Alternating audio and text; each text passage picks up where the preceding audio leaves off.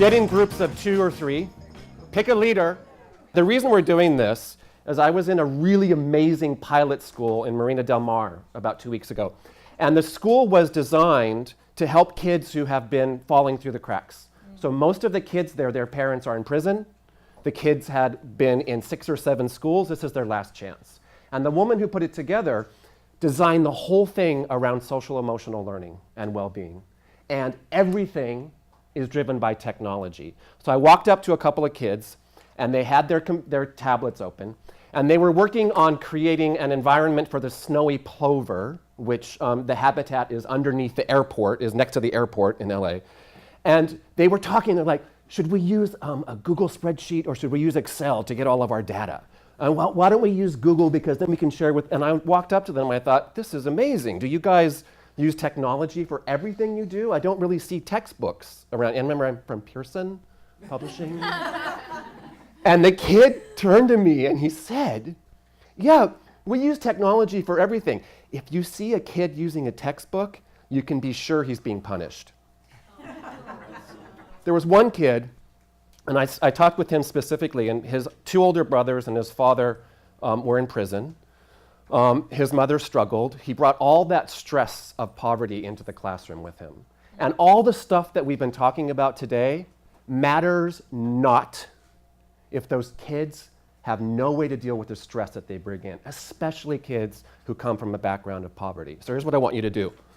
Staying with our theme of snowy plovers, one of you was responsible last night for going home and getting 10 data items about the habitat of the snowy plover, and the rest of you now are meeting to get that data from that student.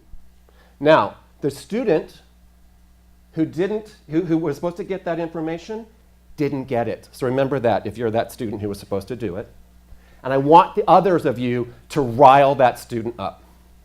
Play along with me. Really make them feel terrible.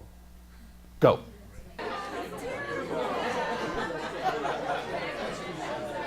Get them really riled up. Okay, stop. The student who was riled up, calm yourself down. How do you do that? How does a 12-year-old, 13-year-old, 14-year-old kid know how to calm him or herself down when they've been through something like this? And it happens every 40 seconds in a classroom. I watched that exact scenario with that kid, David, who had been through 6 schools. This was his last chance. He didn't do his homework. His team was pissed off. And they riled him up, and he went like this at the end of it.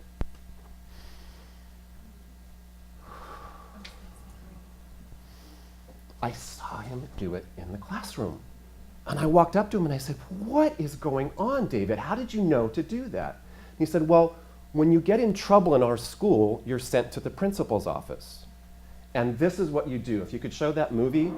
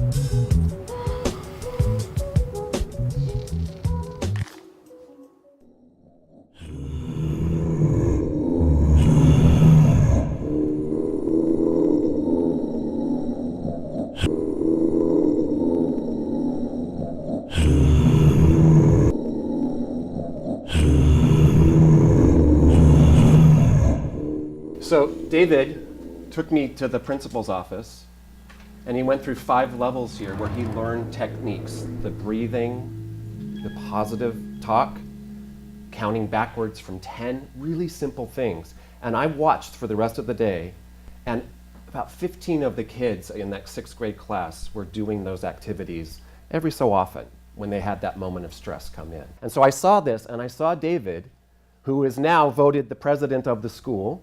This is a kid who was gone on they call it the school to prison pipeline, because that's just his family history. And now is the president of a school and is mastering his own emotions, and that is really key. I wanted to just end with one observation. We talk about flipping the classroom, and I've heard several people say, we gotta get away from the sage on the stage.